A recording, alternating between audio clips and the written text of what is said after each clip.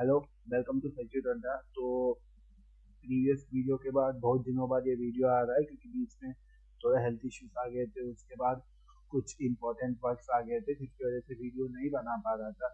तो आज से हमारा लेक्चर हर रोज 20 से 30 मिनट का लेक्चर आपको मिल जाएगा। तो जैसा हम लोग देख सकते हैं कि लास्ट लेक्चर में हम लोगों ने क्या किया था। हम लास्ट लेक्चर में हम लोगों ने डायोड का रिवर्स रिकवरी कैरेक्टरिस्टिक देखा था, क्योंकि आपको मैंने डायोड का वर्किंग समझाया था। ठीक है, तो उसके बाद हमने डायोड का रिवर्स रिकवरी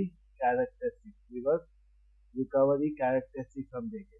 ठीक है, डायोड का हम लोगों ने लास्ट क्लास में रिवर्स रिकवरी कैरेक्टरिस्टिक हम देखे थे। ठीक है, तो ये तो आपको आप लोगों को लास्ट क्लास में समझ में आ गया होगा। तो बेसिक एक बार, क्योंकि अब हम लोग आज जो सीखने वाले हैं, आज हम लोग टाइप्स ऑफ डायोड देखने वाले हैं, जो कि एक छोटा सा टॉपिक है कि डायोड कितने टाइप्स का होता है। ठीक है, तो इसके पहले हम लोग देखते हैं कि डायोड का रिवर्स रिकवरी कैरेक्टरिस्टिक्स होता क्या है, जो आपको मैंने लास्ट क्लास में बताया था। जैसे अगर हम लोग अगर ब्रीफली देखेंगे रिवर्स रिकवरी कैरेक्टरिस्टिक्स होता क्या है, तो यहाँ से हम लोगों को एक मिलाकर ER आ। ठीक है, डायोड का रिवर्स रिकवरी कैरेक्टरिस्टिक्स है, हम लोगों को एक टाइम मिला था जिसको हम लोग क्या बोलते हैं, TRR बोलते हैं। ठीक है, TRR होता क्या है, TRR मतलब आपका, इसको मैं आपको क्या बोला था, आपका जो TRR होता है, ठीक है, डायोड में आपका जो TRR होता है, इसको हम लोग क्या बोलते हैं। तो TRR क्या होता है, ये हमारा डायोड का रिवर्स रिकवरी टाइम होता है। ठीक है, ये टाइम क्या बताता है कि जैसा हमने डायोड को जब हम लोगों ने फॉरवर्ड बायस किया था, तो डायोड में क्या होता है, करंट फ्लो करता है। और ये जो करंट डायोड के अंदर फ्लो करता है, ये आपको मैं बताया तो दो चार्ज कैरियर की वजह से होता है। एक आपका होल्स की वजह से भी करंट फ्लो करता है, और एक आपका इलेक्ट्रॉन्स की वजह से ही फ्लो करता है। मतलब जब आप डायोड को फॉरवर्ड बायस करते हो, होल्स और इलेक्ट्रॉन दोनों के मूवमेंट की वजह से आपका डायोड में करंट फ्लो करता है, जो कि आपको मैं पिछली क्लास में बताया था। तो इसकी वजह से क्या होता है, डायोड जब फॉरवर्ड बायस होता है, तो होल्स और इलेक्ट्रॉन्स का रिकॉम्बिनेशन होता है। मतलब यहाँ पे दो अलग अलग चार्जेस है। ठीक है, जिसकी वजह से क्या होता है, फॉरवर्ड बायस में थोड़ा चार्ज स्टोर हो जाता है। ठीक है, तो उसके बाद जैसे ही आप डायोड को रिवर्स बायस करोगे, ठीक है, अगर आप फॉरवर्ड बायस से तुरंत डायोड का एनोड पे पॉजिटिव, कैथोड पे नेगेटिव दिया हो, तो डायोड फॉरवर्ड बायस हो गया। उसे आप सडनली रिवर्स करोगे, मतलब एनोड पे नेगेटिव, कैथोड पे पॉजिटिव दोगे, तो डायोड तुरंत रिवर्स होने में थोड़ा टाइम लेता है। ठीक है, मतलब आप डायोड को फॉरवर्ड बायस से रिवर्स बायस जब आप करोगे, तो फॉरवर्ड बायस में क्या होता है, डायोड का जो जंक्शन होता है वो ब्रेक होता है। उसके बाद इधर से होल्स, इधर से इलेक्ट्रॉन्स मूव करते हैं। ठीक है, उसके बाद जैसे आप रिवर्स बायस करोगे, तो फिर से ये जंक्शन वापस आ जाना चाहिए, है ना, क्योंकि मैं बताया था जब आप डायोड का रिवर्स बायस देखे थे, तो रिवर्स बायस में क्या होता है, जंक्शन का बिट बढ़ता है। तो जंक्शन का बिट बढ़ने के लिए पहले जंक्शन होना भी चाहिए, है ना। लेकिन जब आप फॉरवर्ड बायस करते हो, तो डायोड में क्या होता है, ये जंक्शन ब्रेक डाउन हो जाता है। तो जब आप फॉरवर्ड बायस से डायोड को रिवर्स बायस करते हो, ये जंक्शन को वापस बनना है, और अंदर जो होल्स और इलेक्ट्रॉन्स का मूवमेंट हो रहा है, तो वो होल्स इलेक्ट्रॉन्स का मूवमेंट को रुकना भी है। क्योंकि नॉर्मली डायोड में क्या होता है, नॉर्मली डायोड में देखोगे तो ये आपका जंक्शन है। तो जंक्शन की इधर साइड पी लेयर में होल्स होंगे और इधर साइड एन लेयर में इलेक्ट्रॉन्स होंगे। तो जब आप फॉरवर्ड बायस करोगे, तो ये जंक्शन ब्रेक होके इधर से होल्स उधर जाएंगे, इधर से इलेक्ट्रॉन्स इधर आएंगे, तो अंदर होल्स और इलेक्ट्रॉन्स का मूवमेंट चल रहा है, और जंक्शन ब्रेक हो गया। तो जब आप फिर से इसको फॉरवर्ड बायस से रिवर्स बायस करोगे, तो डायोड पहले ऑफ होगा, उसके बाद रिवर्स बायस होगा। तो डायोड ऑफ तब माना जाएगा जब इसमें जो होल्स और इलेक्ट्रॉन्स मूव कर रहे हैं, वो उनका मूवमेंट बंद हो जाना चाहिए। उसके बाद ये जो जंक्शन आपका ब्रेक हो गया, ये जंक्शन वापस बनना चाहिए। ठीक है, तो ये होल्स और इलेक्ट्रॉन्स का मूवमेंट रुकने के लिए और ये जंक्शन वापस बनने के लिए डायोड को थोड़ा टाइम लगता है। ठीक है, तो इसी टाइम को हम लोग क्या बोल रहे हैं, रिवर्स रिकवरी टाइम। तो रिकवरी लिखा हुआ है, जैसे आप बीमार होते हो तो आपको फिर से ठीक होने में टाइम लगता है। ठीक होने मतलब आपका बॉडी के अंदर सारे एक्टिविटीज नॉर्मल होने के लिए थोड़ा टाइम लगता है, जिसको हम रिकवरी टाइम बोलते हैं। सेम वैसे ही जब आप डायोड को फॉरवर्ड बायस किए थे, तो अंदर होल्स इलेक्ट्रॉन्स मूव कर रहे थे और जंक्शन ब्रेक हो गया था। तो उसके बाद फिर से डायोड को ऑफ होने में, क्योंकि रिवर्स बायस होगा तो रिवर्स बायस में डायोड ऑफ रहता है, फॉरवर्ड बायस में डायोड ऑन रहता है। तो फॉरवर्ड बायस में ऑन था, उसके बाद आप जैसे रिवर्स बायस करोगे, डायोड को ऑफ होने, तो ऑन से ऑफ होने में डायोड को टाइम लगता है। और ये टाइम क्यों लगता है, क्योंकि जब डायोड फॉरवर्ड बायस था तो होल्स इलेक्ट्रॉन मूव कर रहे थे और जंक्शन ब्रेक हुआ था, तो ये होल्स इलेक्ट्रॉन का मूवमेंट रुकना चाहिए और जो जंक्शन ब्रेक हुआ था वो वापस बनना चाहिए जंक्शन को। तो इसमें थोड़ा टाइम लगता है, उस टाइम को हम लोग क्या बोलते हैं, रिवर्स रिकवरी टाइम बोलते हैं। जिसका हम लोग दिखाए थे कैसे होता है, कितना चार्ज इसमें रहता है, चार्ज क्यों रहता है, क्योंकि होल का इलेक्ट्रॉन चार्ज बनता है। तो ये सब हमने देखा था। तो मोटा मोटी अगर आपको जानना है तो रिवर्स रिकवरी टाइम क्या होता है, ये वो टाइम होता है जिस टाइम में डायोड को डायोड ऑफ होने में लेता है। डायोड ऑफ होने में इतना टाइम लेता है, क्यों लेता है, क्योंकि डायोड को ऑफ होने के लिए पहले डायोड के अंदर चार्ज का जैसा मूवमेंट रुकना चाहिए और जंक्शन को वापस बनना चाहिए। तो इन सब में टाइम लगता है, उसी टाइम को हम लोग क्या बोलते हैं, रिवर्स रिकवरी टाइम बोलते हैं। ठीक है, तो ये इसलिए आपको बताया था क्योंकि जब आपको ये रिवर्स रिकवरी टाइम पता चलता है उसके बाद ही आप डायोड का अलग अलग टाइप देख सकते हैं। ठीक है, अब हम लोग देखते हैं डायोड का क्या क्या टाइप्स होता है, क्योंकि इसी पे बेस होके ये जो रिवर्स रिकवरी टाइम होता है इसी पे बेस होके हमारा डायोड जो होता है, हमारा डायोड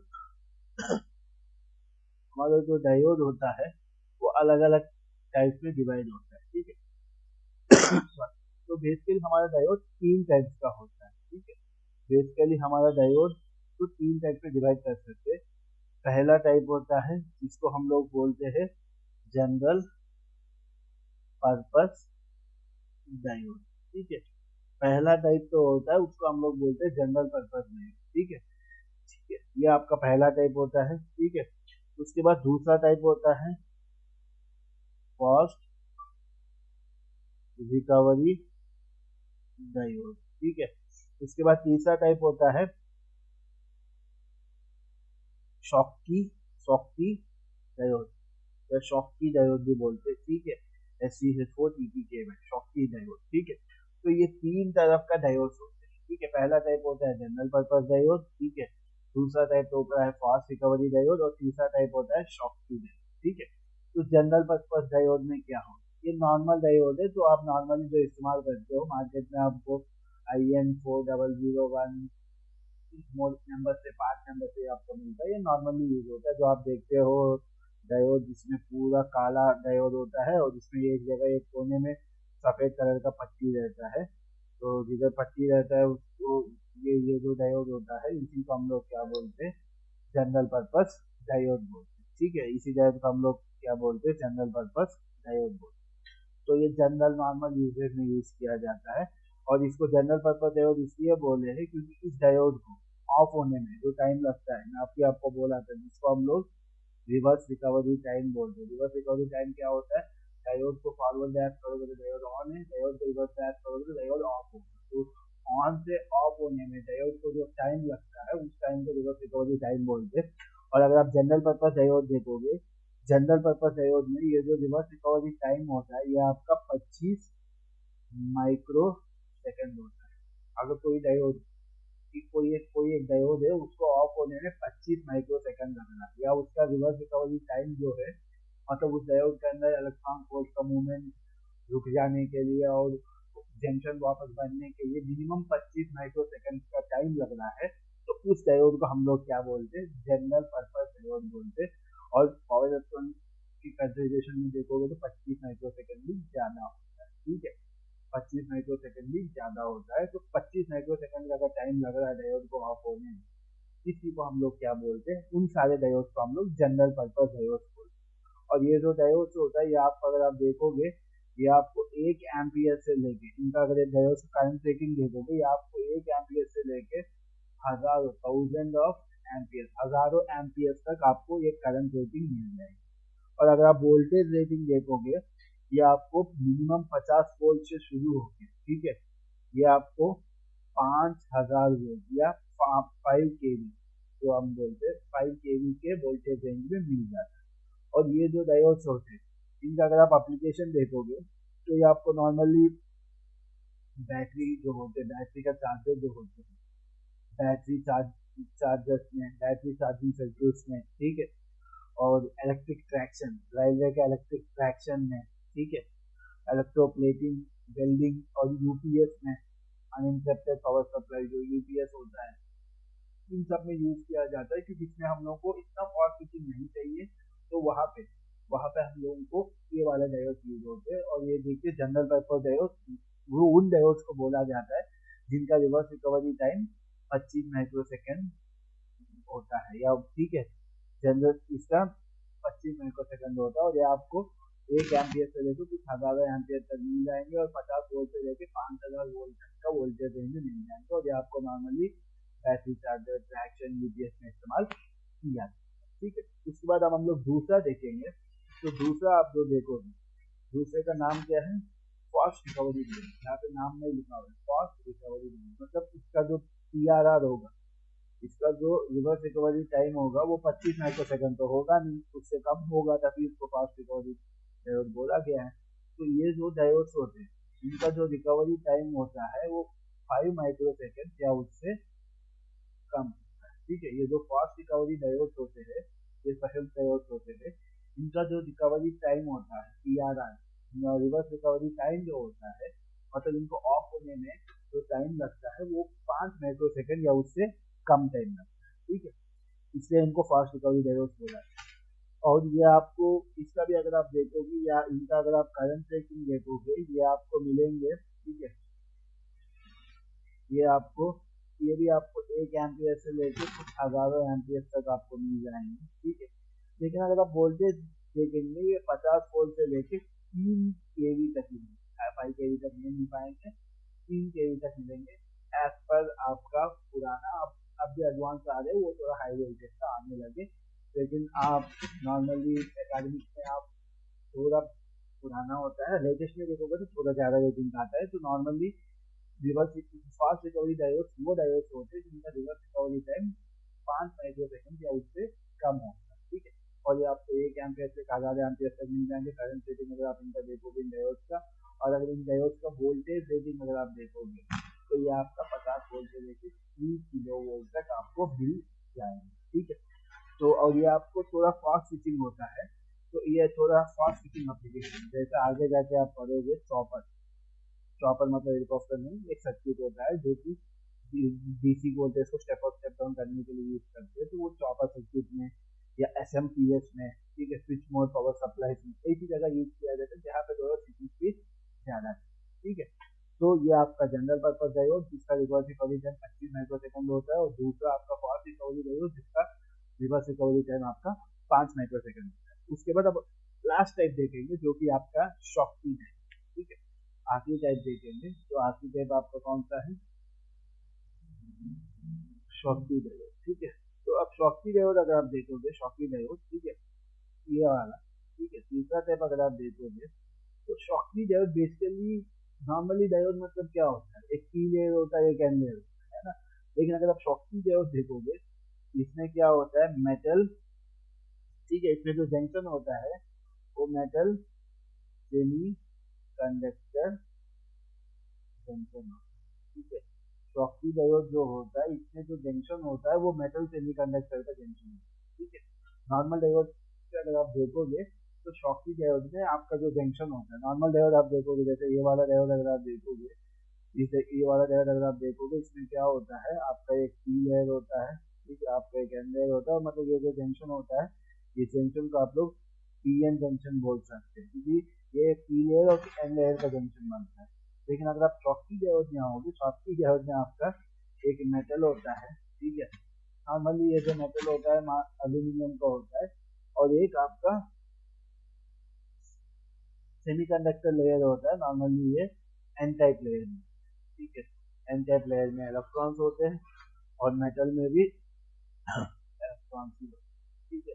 तो शॉकी डायोड जो होता है वो मेटल सेमीकंडक्टर जंक्शन से बना है। मतलब एक एन लेयर लेते हैं, normally semiconductor layer N layer ही होता है, तो एक एन लेयर लेते हैं और एक एल्यूमिनियम लेते हैं, और इन दोनों को आपस में मिलाते हैं। तो ये जो डायोड बनता है इसको हम लोग क्या बोलते हैं, शॉकी डायोड, ठीक है। तो इसको मान लो ये एनोड है, ये कैथोड है, तो ये आपका शॉकी डायोड होता है। नॉर्मली शॉकी डायोड कैसे बनता है, एक एल्यूमिनियम और एक एन लेयर का कॉम्बिनेशन से बनता है, ठीक है। और आप यहाँ देखोगे यहाँ पे जो करंट फ्लो करेगा, अगर आपसे कोई पूछेगा शॉकी डायोड में करंट किसकी वजह से फ्लो करेगा, होल से इलेक्ट्रॉन, तो सीधी सी बात है भाई, इसमें होल्स आएंगे ही नहीं, क्यों नहीं आएंगे, क्योंकि होल्स के लिए पी लेयर चाहिए, लेकिन शॉकी डायोड में कोई पी लेयर होता नहीं है। तो बेसिकली शॉकी डायोड कैसे बनता है, एक एल्यूमिनियम जो कि एक कंडक्टिंग मटेरियल है और एक एन टाइप सेमीकंडक्टर मटेरियल से बनता है। कंडक्टिंग मटेरियल में इलेक्ट्रॉन्स होते हैं, एल्यूमिनियम है तो इसमें इलेक्ट्रॉन्स होते ही है, और एन टाइप मटेरियल में भी इलेक्ट्रॉन ही होते हैं सेमीकंडक्टर में। तो बेसिकली इसमें जो करंट आता है वो इलेक्ट्रॉन की वजह से ही आता है, ठीक है। जब इसमें होल्स नाम की कोई कॉन्सेप्ट है ही नहीं, ठीक है, इसमें कोई स्टोरेज चार्ज नहीं हो।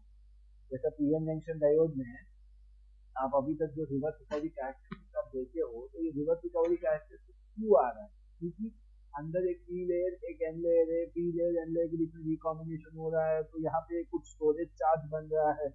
तो इन सब कॉन्सेप्ट की वजह से वहाँ पे डायोड को ऑन से ऑफ होने में टाइम ऑन से ऑफ होने में टाइम लगता है। लेकिन यहाँ पे भाई यहाँ पे कोई है ही नहीं, जो भी है सब इलेक्ट्रॉन से। जैसे आप वोल्टेज दोगे, जैसे आप बैटरी लगा के वोल्टेज दोगे, ठीक है, जैसे आप बैटरी लगा के वोल्टेज दोगे करंट फ्लो करना शुरू हो जाएगा। जैसे आप बैटरी हटा दोगे करंट तुरंत बंद हो जाएगा, जैसा हमारे कंडक्टर में, ठीक है, ठीक है, क्योंकि इसमें होल्स है ही नहीं, तो यहाँ पे कोई डिले होना नहीं है। जब वोल्टेज दोगे तुरंत करंट फ्लो करेगा, वोल्टेज हटाओगे तुरंत करंट बंद हो जाएगा, ठीक है। तो होल्स है ही नहीं तो स्टोरेज चार्ज है ही नहीं, जब स्टोरेज चार्ज है ही नहीं तो यहाँ पे कोई PRR नाम का कॉन्सेप्ट है ही नहीं, ठीक है। तो यहाँ पे इंस्टेंटेनियस ऑन ऑफ हो जाता है, ठीक है। शॉर्टकी डायोड में basically Schottky diode metal semiconductor junction से बनता है, तो इसमें एक एल्यूमिनियम मटेरियल और एक एन मटेरियल से बनता है। दोनों में इलेक्ट्रॉन की मेजॉरिटी कैरियर्स होते हैं, तो इसमें पूरा इलेक्ट्रॉन ही फ्लो करता है, कोई होल्स है ही नहीं। तो होल्स नहीं है तो स्टोरेज चार्ज नहीं, स्टोरेज चार्ज नहीं है तो रिवर्स रिकवरी टाइम है ही नहीं। जो भी है सब इलेक्ट्रॉन्स की वजह से, तो ये इसमें इंस्टेंटेनियस ऑन ऑफ होता है। जैसा आप बाकी दोनों में देखोगे, जैसा आप ऊपर वाले में देखोगे, ठीक है,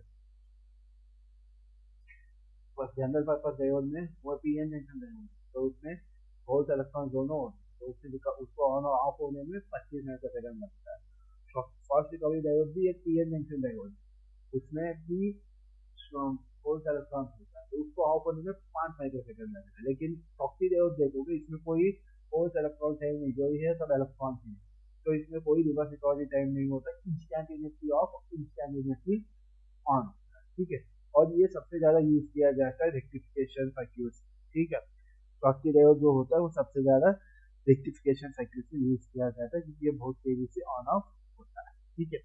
और ये अगर आप देखोगे इनका भी, अगर आपको वोल्टेज रेटिंग देखना है तो ये जो शॉर्टकी डायोड होगा आपको ये कम वोल्टेज में मिलेगा, 100 वोल्ट तक मिलेगा। और इनका करंट रेटिंग देखोगे 1 एम्पियर से लेके 300 एम्पियर के करंट रेटिंग में आपको ये मिल जाए, ठीक है, ठीक है। तो ये आपके अलग अलग डायोड्स, ठीक है। और ये डायोड क्लासिफाई कैसे किया गया है रिवर्स रिकवरी टाइम के बेस। अगर रिवर्स रिकवरी टाइम 25 माइक्रोसेकंड है तो उनको नॉर्मल डायोड या जनरल पर्पस डायोड बोला गया है। अगर रिवर्स रिकवरी टाइम मतलब डायोड को ऑफ होने में जो टाइम लग रहा है अगर वो 5 माइक्रोसेकंड या उससे कम, तो उसको फास्ट रिकवरी डायोड बोला गया। अगर रिवर्स रिकवरी टाइम को कोई कॉन्सेप्ट ही नहीं है, इंस्टेंटेनियस ऑन इंस्टेंटेनियस ऑफ हो रहा है, तो उसको हम लोग Schottky diode, Schottky diode instantaneously on और ऑफ क्यों हो रहा है, क्योंकि इसमें एल्यूमिनियम और एन टाइप मटेरियल से बनता है और कोई स्पेशल मटेरियल इसमें होता नहीं, ठीक। तो ये आपका क्या है डिफरेंट टाइप ऑफ मटेरियल से, ठीक है, ये आपका डिफरेंट टाइप ऑफ डायोड से based upon reverse recovery time, ठीक है। रिवर्स रिकवरी टाइम पे बेस होके अलग अलग मटेरियल, ठीक है। उसके बाद अब हम लोग क्या करेंगे, उसके बाद हम लोग अगला जो टॉपिक हम लोग पढ़ेंगे तो वो हमारा बेसिकली क्या है, पावर ट्रांजिस्टर। जो अगला टॉपिक हम लोग पढ़ेंगे वो है हमारा पावर ट्रांजिस्टर, ठीक है। पावर ट्रांजिस्टर जो कि आपका पावर इलेक्ट्रॉनिक में इस्तेमाल किया जाए, ठीक है। अगर आप पावर ट्रांजिस्टर देखोगे, पावर इलेक्ट्रॉनिक में आप 4 अलग अलग टाइप के पावर ट्रांजिस्टर देखोगे, ठीक है। इसमें 4 अलग अलग टाइप के पावर ट्रांजिस्टर देखोगे। सबसे पहला पावर ट्रांजिस्टर जो है वो आपका बाइपोलर जंक्शन ट्रांजिस्टर, ये आपका सबसे पहला टाइप पढ़ोगे। इसी को हम लोग क्या बोलते हैं, बीजीटी बोलते हैं, बाइपोलर जंक्शन ट्रांजिस्टर, ठीक है। इसके बाद आप पढ़ोगे मॉसफेट, ये आपको मैं बताऊंगा, ठीक है। इसका फुल फॉर्म होता है metal oxide semiconductor field effect transistor, आपको मैं बताऊंगा जब हम लोग इसको पढ़ेंगे, ठीक है। उसके बाद हम लोग पढ़ेंगे IGBT, insulated gate bipolar transistor, ठीक है, ये भी आपको मैं बताऊंगा, ठीक है। तो बेसिकली आपको ये तीन ही पढ़ना है, ठीक है। इसके अलावा और भी बहुत सारे टाइप है, ईजेटी है, ठीक। अभी हमें तीन मेन होता है आपके लिए डिप्लोमा लेवल में। तो नॉर्मली क्या होता है, बाइपोलर जंक्शन ट्रांजिस्टर जिसको बीजेटी बोलते हैं, उसके बाद मॉसफेट होता है, उसके बाद आपका आईजीबीटी होता है, ठीक है। तो अभी मैं आपको आज के लेक्चर में आपको मैं बीजेटी का बेसिक कंस्ट्रक्शन बताऊंगा, बाइपोलर जंक्शन ट्रांजिस्टर बेसिकली कैसे होता है, ठीक है। बेसिक कंस्ट्रक्शन बताऊंगा, कैरेक्टरिस्टिक्स हम लोग अगले क्लास में देखेंगे। तो बेसिक अगर आप देखोगे बाइपोलर जंक्शन ट्रांजिस्टर, तो अगर आप बीजेटी देखोगे, बीजेटी आपके दो टाइप्स में आपको मिलता है। एक आपका होता है पीएनपी ट्रांजिस्टर, ठीक है, और दूसरा आपका होता है एनपीएन ट्रांजिस्टर, ठीक है।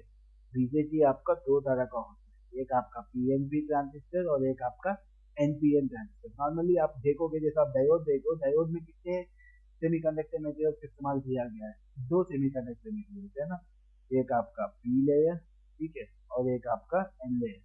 एक पी लेयर और एन लेयर को जोड़ोगे आपका क्या बनता है, डायोड बनता है। डायोड में क्या होता है, आपका दो लेयर होते हैं, ठीक है, दो सेमीकंडक्टर लेयर होते हैं, मतलब एक पी लेयर और एक एन लेयर, दो सेमीकंडक्टर लेयर होते हैं और एक जंक्शन होता है, ठीक है। सेम वैसे अगर आप ट्रांजिस्टर में आओगे, ट्रांजिस्टर में जो होता है, डायोड में एक लेयर एक्स्ट्रा जोड़ते हैं, मतलब ट्रांजिस्टर में तीन सेमीकंडक्टर लेयर्स का इस्तेमाल करना पड़ता है, तीन सेमीकंडक्टर लेयर्स इस्तेमाल करना पड़ता है। और जब आप तीन सेमीकंडक्टर लेयर्स इस्तेमाल करोगे, आपका कितने जंक्शन बनेंगे, दो जंक्शन, ठीक है। तीन सेमीकंडक्टर लेयर्स इस्तेमाल करोगे तो आपके दो जंक्शन बनेंगे। जैसे अगर आप पीएनपी ट्रांजिस्टर देखो, इसमें हम लोग क्या करते हैं, एक पी लेयर लेते हैं, ठीक है, उसके बाद एक एन लेयर लेते हैं, फिर से एक पी लेयर। तो ये जो बनता है इसको हम लोग पीएनपी ट्रांजिस्टर बोलते हैं। और इधर वाला जो होता है इसको हम लोग एमिटर बोलते हैं, इधर वाला जो टर्मिनल होता है इसको कलेक्टर बोलते हैं, और बीच वाला जो टर्मिनल होता है उसको हम लोग बेस बोलते हैं। सेम वैसे एनपीएन ट्रांजिस्टर अगर आप देखोगे, एनपीएन ट्रांजिस्टर में क्या होता है, एक एन लेयर होता है, ठीक है, एक पी लेयर होता है, जिससे एक एन लेयर। एन लेयर से जो टर्मिनल कनेक्ट है इसको हम लोग एमिटर बोलते हैं, इधर एन लेयर से जो टर्मिनल कनेक्ट है इसको हम लोग कलेक्टर बोलते हैं, और बीच में जो टर्मिनल कनेक्ट है इसको हम लोग बेस, ठीक है। तो बेसिकली ट्रांजिस्टर तीन मटेरियल का कॉम्बिनेशन, तीन लेयर्स चाहिए होता है, या आप दो पी लेयर्स लेके बीच में एक एन लेयर रख दो, या दो एन लेयर्स लेके बीच में एक पी लेयर सैंडविच कर दो, दो पी लेयर्स के बीच में एक एन लेयर को सैंडविच कर दो, या दो एन लेयर्स के बीच में एक पी लेयर का सैंडविच कर दो। तो एक इधर एन लेयर का जैसे इधर वाला टर्मिनल केमिकल बोलते हैं, एक को बेस बोलते हैं और एक को कलेक्टर, ठीक है। अब आपको डाउट आएगा, जब डायोड है तो ट्रांजिस्टर क्यों आया, ठीक है, क्यों आया, क्योंकि नॉर्मली हमको पावर इलेक्ट्रॉनिक्स में, ठीक है, कंट्रोल्ड स्विचिंग चाहिए। मतलब ये नहीं कि जैसा अगर आप डायोड में देखते हैं, अभी तक अगर आप डायोड में देखे होंगे तो नॉर्मली डायोड में क्या होता है, ठीक है, अगर नॉर्मली आप डायोड में देखोगे, डायोड में क्या होता है, जैसा ये मेरा डायोड है, ठीक है, ये मेरा डायोड है, डायोड को मैं फॉरवर्ड बायस किया, अगर मैं जो वोल्टेज अप्लाई किया हूँ, अगर ये वोल्टेज, ठीक है, 0.7 वोल्ट से ज्यादा है, तुरंत ये डायोड क्या हो जाएगा, ऑन हो जाएगा, ठीक है। इसको कोई मतलब नहीं, आप अगर जो वोल्टेज आप दिए हो, अगर वो वोल्टेज 0.7 वोल्ट से ज्यादा है तो डायोड ऑन हो जाएगा। आप कुछ नहीं कर सकते, या तो आप वोल्टेज मत दो, आप अगर वोल्टेज दोगे और वोल्टेज अगर 0.7 से ज्यादा है तो वो डायोड ऑन हो। लेकिन अगर मान लो मुझे ऐसा चाहिए कि मैं वोल्टेज दूं, ठीक है, मेरा कोई एक मुझे ऐसा एक सेमीकंडक्टर डिवाइस चाहिए जिसको मैं वोल्टेज दूं, ठीक है, लेकिन ये ऑन तभी हो जब मैं चाहता हूं, ठीक है, ऑन तभी हो जब मैं चाहता हूं। जैसा आप घर में देखोगे, स्विच, नॉर्मली स्विच स्विच कैसे काम करते हैं आपके घर में, जैसा आपका एक, मान लो ये आपका फैन, ठीक है, घर में आपका ये फैन, ठीक है, नॉर्मली कनेक्शन क्या होता है फैन का, एक न्यूट्रल वायर होता है, वो सीधा फैन को जाता है, और एक फेस वायर होता है, ठीक है। फेस वायर क्या होता है आपके घर में, स्विच में आता है, उसके बाद स्विच से फैन को जाता है, ठीक है। और यहाँ पे अगर आप देखोगे फेज और न्यूट्रल के बीच में आपका सप्लाई रहता ही रहता है, ऐसा नहीं कि ऐसा तो नहीं होता है ना। आपके घर में जब आपको पंखा ऑन करना है तब आप जाके फेज और न्यूट्रल का तार छुआ रहे हो, और जब आपको पंखा नहीं ऑन करना है आप हटा दे रहे हो, ऐसा तो नहीं होता। अगर आप यहाँ पे फेज और न्यूट्रल के बीच में अगर आप देखोगे तो इनके बीच में यहाँ से कंटिन्यूस सप्लाई लगा है, लेकिन पंखा चालू तभी होगा जब आप स्विच ऑन करते हैं, ठीक है। क्यों? ये तो मैकेनिकल स्विच है जो आपके घर में होता है, ये आपका मैकेनिकल स्विच है। तो इसमें जब आप ऑन करते हो तो ये टर्मिनल जाके इस टर्मिनल से कनेक्ट होता है, तो फेज चार्ज कंप्लीट होता है और पंखा ऑन होता है। जब आप इसको ऑफ करोगे तो ये टर्मिनल और ये टर्मिनल के बीच में कॉन्टैक्ट टूट जाता है और पंखा ऑफ हो जाता है। ये आपका मैकेनिकल स्विच। लेकिन मान लो मुझे ऑटोमेटिक करना है ये, ठीक है। मान लो मेरे पास पंखा है, ठीक है, मेरे पास फैन है, ठीक है, फैन को न्यूट्रल है और ये मेरा फैन का फेज है। और इसको ऑटोमेटिक करने के लिए मैं क्या कर रहा हूँ, मैं एक सेमी करके एक पावर इलेक्ट्रॉनिक डिवाइस यूज कर रहा हूँ, ठीक है। और ये डिवाइस से गया, ठीक है। अब ये मैकेनिकल नहीं है, ठीक है। और यहाँ पे मैं एक अलग से कंट्रोलर यूज किया हूँ, कोई एक माइक्रो कंट्रोलर का इस्तेमाल किया हूँ, ठीक है। और इसमें प्रोग्रामिंग कर दिया हूँ, ठीक है। मैं बड़ा सा प्रोग्रामर हूँ, मैं इसको प्रोग्रामिंग कर दिया हूँ, ठीक है। और इसमें प्रोग्रामिंग में ऐसा किया हूँ कि ये पंखा 30 मिनट के लिए ऑन होना है, फिर से 30 मिनट के लिए ऑफ, फिर से 30 मिनट के लिए ऑन होना है, फिर से 30 मिनट के लिए ऑफ हो, या ठीक है, ताकि मेरा रूम में टेम्परेचर कांस्टेंट होता है। इंडस्ट्री में एप्लीकेशन होता है कि जैसे आप देखोगे इंडस्ट्री में एप्लीकेशन होते हैं कि जैसे आप फ्रिज में ही दे दो, फ्रिज क्या होता है, जिसका कंप्रेसर दिन भर नहीं चलता, जिसका आप एक टेम्परेचर सेट रहता है। जब टेम्परेचर जब आपका फ्रिज के अंदर टेम्परेचर इतना आ जाता है तो कंप्रेसर बंद हो जाता है। इससे टेम्परेचर जब इसमें ज़्यादा हो जाता है तो कंप्रेसर ऑन होकर फिर से टेम्परेचर कम करता है, उसके बाद फिर से कंप्रेसर दिन में कुछ टाइम के लिए ऑन होता है, कुछ टाइम के लिए ऑफ होता है, फिर से कुछ टाइम के लिए ऑन होता है, फिर से कुछ टाइम के लिए ऑफ होता है। तो वो कंप्रेसर को कैसे पता कि भाई मुझे अब ऑन होना है, मुझे अब ऑफ होना है। जैसा फ्रिज, सब लोग फ्रिज देखे ही होंगे, तो घर में अगर आप फ्रिज देखोगे, फ्रिज में कूलिंग करने का काम, ठीक है, फ्रिज में कूलिंग करने का काम कौन करता है, कंप्रेसर करता है, ठीक है। जब आपका कंप्रेसर ऑन होगा तो ये क्या करेगा, फ्रिज के अंदर टेम्परेचर को कम करेगा, ठीक है। तो मान लो मैंने टेम्परेचर सेट कर दिया कि मेरा फ्रिज के अंदर टेम्परेचर 10 डिग्री सेंटीग्रेड है, ठीक है। उसके बाद फ्रिज चालू, स्टार्टिंग में फ्रिज के अंदर टेम्परेचर 30 डिग्री सेंटीग्रेड, ठीक है। तो कंप्रेसर चालू होता है, वो एक मोटर होता है, वो चालू होता है। उसके बाद टेम्परेचर फ्रिज के अंदर धीरे धीरे धीरे धीरे कम होता जाता है और टेम्परेचर 10 डिग्री सेंटीग्रेड तक पहुंच जाता है। थोड़ा फैन लिख लेते हैं यहाँ पे, क्योंकि आपको समझ में आना चाहिए कि पावर इलेक्ट्रॉनिक से एक एग्जाम्पल बता रहा हूँ, ठीक है। फ्रिज है आपका, ठीक है, फ्रिज के अंदर टेम्परेचर 10 डिग्री सेंटीग्रेड रखना है। अभी फ्रिज के अंदर टेम्परेचर 30 डिग्री, कंप्रेसर चालू हुआ, ठीक है, और टेम्परेचर धीरे धीरे धीरे धीरे धीरे घटते हुए 10 डिग्री पहुंचा। जैसे ही टेम्परेचर 10 डिग्री पहुंचा, अंदर एक वो टेम्परेचर सेंसर है, वो सेंसर जैसे 10 डिग्री डिटेक्ट करता है, तो ये जब एक सेंसर है, टेम्परेचर सेंसर है, जैसे टेम्परेचर सेंसर फ्रिज के अंदर जो टेम्परेचर सेंसर है उसको जैसे ही टेम्परेचर 10 डिग्री डिटेक्ट हुआ, वो क्या करेगा, एक कंट्रोलर रहता है फ्रिज के अंदर जिसके अंदर प्रोग्रामिंग हुआ रहता है, उसको सिग्नल भेजता है कि भाई टेम्परेचर 10 डिग्री हो गया। तो तुरंत ये कंट्रोलर क्या करेगा, एक सर्किट होता है, इस सर्किट को सिग्नल देगा कि भाई कंप्रेसर ऑफ, ठीक है। अब ये जो कंप्रेसर है, ये जो कंप्रेसर है ये कैसे रहता है, इसको न्यूट्रल तो डायरेक्ट मिल गया होता है, और इसको जो फेज होता है, ठीक है, बाहर से जो फेज आ रहा है वो एक पावर इलेक्ट्रॉनिक डिवाइस, हमारा पावर इलेक्ट्रॉनिक डिवाइस, हमारा स्टाइलिश पावर इलेक्ट्रॉनिक डिवाइस को आता है फिर, उसके बाद कंप्रेसर बनेगा, ठीक है। तो ये सर्किट क्या करेगा, इस पावर इलेक्ट्रॉनिक डिवाइस को बोलेगा कि भाई टेम्परेचर 10 डिग्री हो गया, ठीक है। और ये तब ये पावर इलेक्ट्रॉनिक डिवाइस क्या हो जाएगा, सप्लाई देना बंद कर देगा, तो कंप्रेसर ऑफ हो जाएगा, ठीक है। कंप्रेसर ऑन होने के बाद फिर से टेम्परेचर बढ़ रहा है फ्रिज के अंदर, अब फिर से टेम्परेचर फ्रिज के अंदर बढ़ के 10 डिग्री से 15 डिग्री पहुंच, जैसे 15 डिग्री पहुंचा फिर से टेम्परेचर सेंसर कंट्रोलर को बताता है कि अंदर फ्रिज में टेम्परेचर 15 डिग्री हो गया, तो फिर से कंट्रोलर इस सर्किट को बोलता है कि फ्रिज में टेम्परेचर ज़्यादा हो गया, अपना पावर इलेक्ट्रॉनिक डिवाइस को चालू कर। तो ये सर्किट क्या करता है, पावर इलेक्ट्रॉनिक डिवाइस को सिग्नल देता है।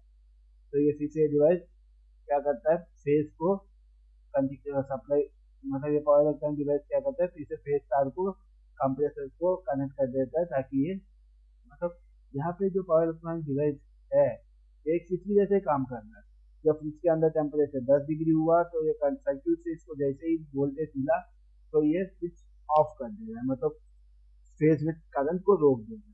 और जैसे ही टेम्परेचर बढ़ा तो क्या कर रहा है, ये सर्किट से इसको सिग्नल मिल रहा है, तो ये फिर से क्या कर रहा है, फेज में करंट फ्लो करने है। ठीक है, तो यहाँ पे ये जो पावर इलेक्ट्रॉनिक डिवाइस लगा है ये क्या कर रहा है, जब इसको पावर इलेक्ट्रॉनिक डिवाइस को जब इसको ड्राइविंग सर्किट बोलते हैं, ड्राइविंग सर्किट से सिग्नल मिल रहा है तो ये करंट को फ्लो होने दे रहा है।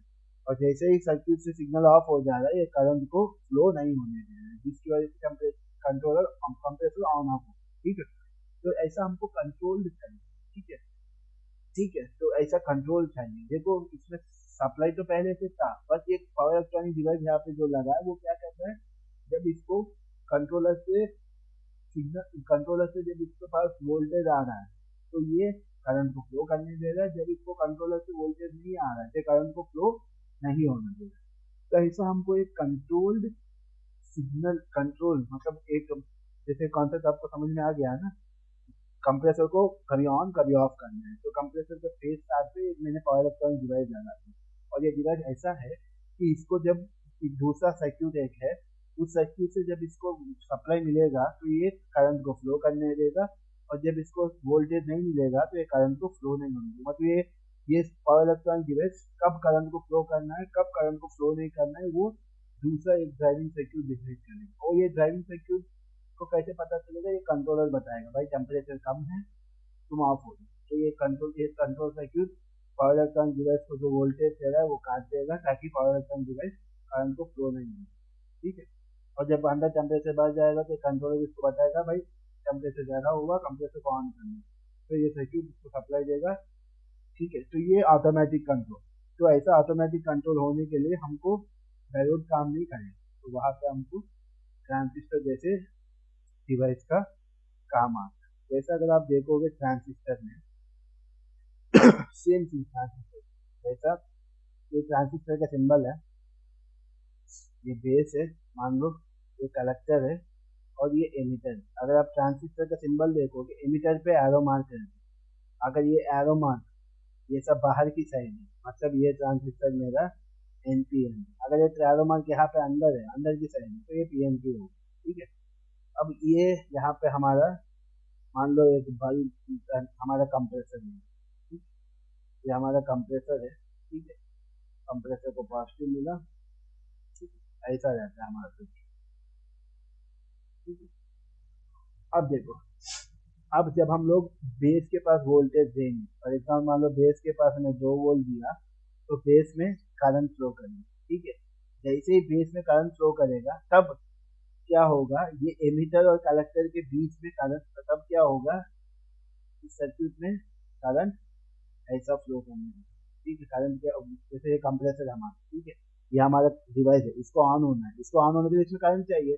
तो अगर आप बेस के पास वोल्टेज दोगे तो बेस के पास करंट आएगा, जैसे बेस के पास करंट आएगा तब हमारा कलेक्टर और एमिटर के बीच में जंक्शन क्लोज होगा, तब हमारा करंट क्या होगा, पॉजिटिव से कंप्रेसर में आएगा, कंप्रेसर से कलेक्टर में जाएगा, कलेक्टर से एमिटर में जाएगा, एमिटर से वापस सप्लाई को आ जाएगा। तो यहाँ पर हमारा सर्किट क्लोज हुआ तो हमारा कंप्रेसर ऑन होगा। अगर फॉर एग्जांपल मान लो मैंने बेस के पास वोल्टेज हटा दी तो यहाँ पे कोई करंट नहीं होगा। जब बेस के पास कोई करंट नहीं होगा, कलेक्टर और एमिटर के बीच में जो करंट का पाथ है वो अंदर जंक्शन रिवर्स बैड होता है, तब आपका करंट फ्लो नहीं कर पाएगा। जब आपका करंट फ्लो नहीं कर पाएगा तो कंप्रेसर का सर्किट क्लोज नहीं हुआ, तो आपका कंप्रेसर ऑफ का ऑफ ही रहेगा। तो यहाँ पे हमने ये कंप्रेसर ऑन ऑफ करने के लिए क्या किया, बेस के पास करंट दिया तो कलेक्टर और एमिटर के बीच में करंट पाथ बना, तो हमारा करंट बैटरी से कंप्रेसर, कंप्रेसर से कलेक्टर, कलेक्टर से एमिटर, एमिटर से वापस बैटरी को गया, हमारा कंप्रेसर चालू। अगर मैं बेस के पास करंट हटा लिया तो कलेक्टर और एमिटर के बीच में पाथ हट गया, तो सर्किट क्लोज नहीं हुआ। ठीक है, तो ऐसा हमको कंट्रोल करना होता है पावर इलेक्ट्रॉनिक्स। ठीक है, ऐसा हमको पावर इलेक्ट्रॉनिक्स में कंट्रोल करना होता है। ठीक है, ये बेसिकली एक एग्जाम्पल है आपको ट्रांजिस्टर का, इसे चाहे तो आप देख सकते हैं। तो ये हमारा ट्रांजिस्टर है। ठीक है, ये हमारा बेस है, ये हमारा कलेक्टर है, ये हमारा एमिटर है, और यहाँ पे हम एक डिवाइस, जो भी डिवाइस को हमको ऑन ऑफ करना है वो हम यहाँ कलेक्टर पे लगा देंगे, और यहाँ पे हम बैटरी लगा। ठीक है, अगर आप बेस और एमिटर के बीच में कोई वोल्टेज नहीं दोगे तो बेस में कोई करंट नहीं फ्लो करेगा। जब बेस में कोई करंट नहीं फ्लो करेगा, कलेक्टर और एमिटर के बीच में अंदर जंक्शन रहता है, तो वो जंक्शन रिवर्स बायस हो जाएगा। जब अंदर जंक्शन रिवर्स बायस रहेगा तो सर्क्यूट ओपन, ये एक ओपन सर्क्यूट की जैसा काम करेगा, तो यहाँ से करंट फ्लो नहीं कर पाएगा, तो ये कंप्रेसर हमारा ऑफ रहेगा।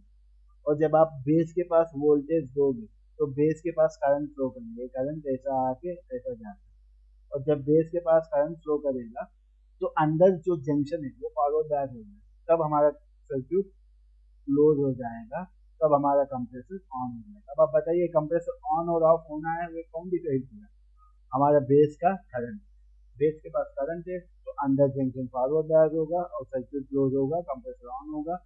अगर बेस के पास करंट नहीं है, अंदर जंक्शन रिवर्स बायस होगा, सर्किट ओपन होगा और कंप्रेसर ऑफ होगा।